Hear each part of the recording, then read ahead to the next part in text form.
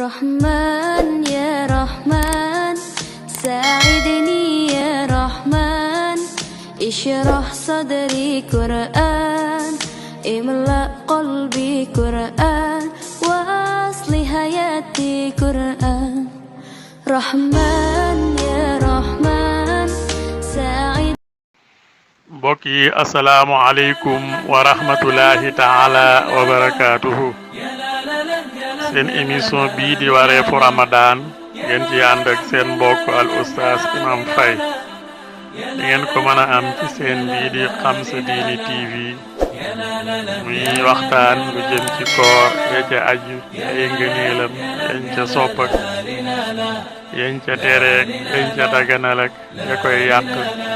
ya koy yéwénal ngeen ci ànd ak seen mbokk al oustaz Imam Faye yor bu nekk ci weeru koor gi